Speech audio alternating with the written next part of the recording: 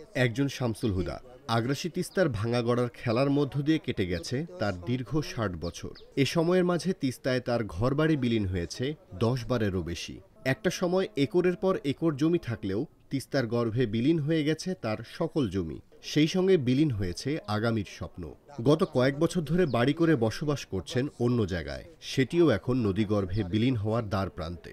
ওই চর জাগে বাড়ি করি, ফের আবার ভাঙে যায়, ফের অন্যখানে থাকি, এই বান্ধে আসি, ফের আবার চর জায়গায় ফের বাড়ি করি।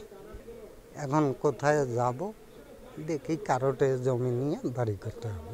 গেল কয়েকদিনের ভারী বর্ষণ আর উজানের ঢলে তিস্তা নদীতে পানি বৃদ্ধির ফলে আকস্মিক বন্যায় প্লাবিত হয় রংপুরের তিস্তা নদী সংলগ্ন বিভিন্ন এলাকা। তলিয়ে যায় ঘরবাড়ি সহ আবাদি জমি।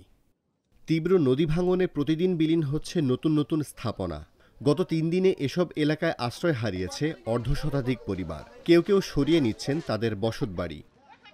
ঝুঁকিতে আছেন আরও অনেকে।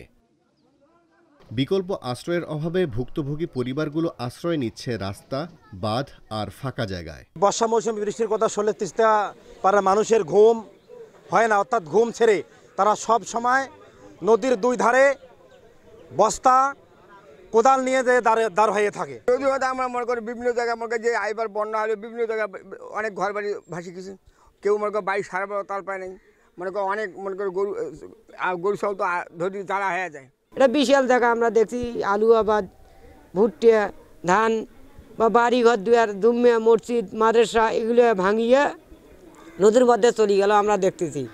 উত্তরাঞ্চলের ৫ জেলার ১২ উপজেলা দিয়ে প্রবাহিত হয়েছে করালগ্রাসী তিস্তা। প্রতি বছর নদীর গর্ভে বিলীন হয় এক একটি জনপদ।